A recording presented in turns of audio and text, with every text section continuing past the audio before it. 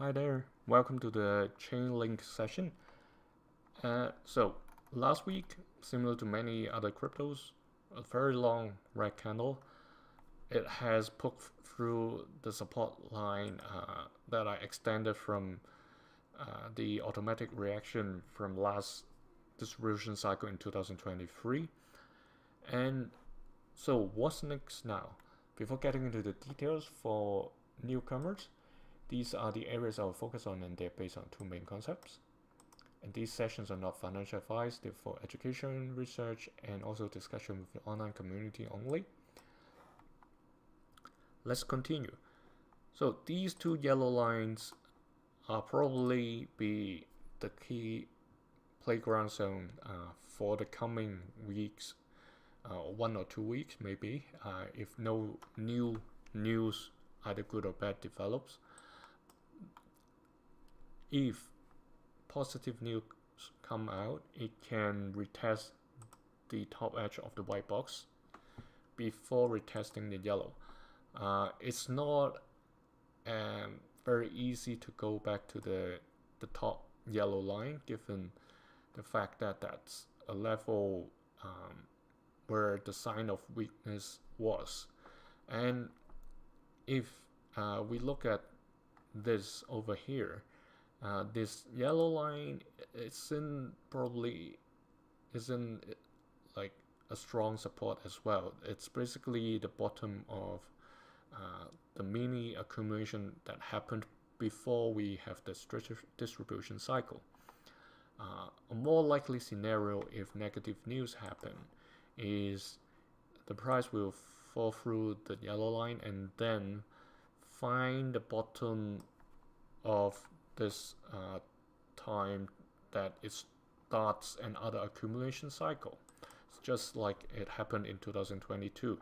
It fell to a level where the price and the volume got lower, and this is another test, that's why it has higher volume, and then the volume remained low for the accumulation before it springs up. So it's likely, if negative economic environment or geopolitical atmosphere continues, if there's positive news or very positive news, there's a chance that the price would go above the yellow line and then retest the purple and the green level. But given the current situation or whatever that's happening in the world, it's not likely the case for now, at least in the short term, until new news come out. And when we look at the daily chart, previously I've drawn this downward trending trading zone or playground zone box.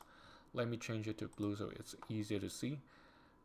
Given the price actions over the last week, we saw quite a number of occasions where the price closed below this box.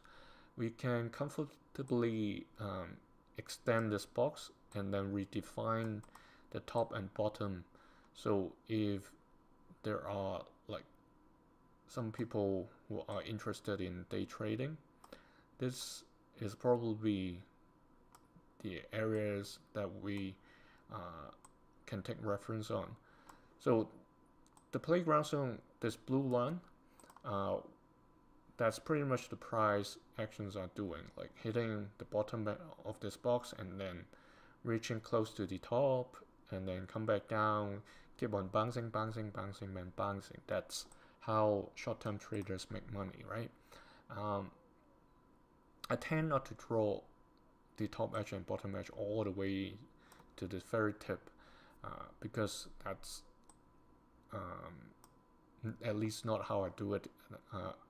I prefer to take a more conservative way. At least I know like there's a little bit of margin to define where my target levels are if I were to trade at that frequency. So the current trend may continue given there's no strong support until it reaches this yellow line.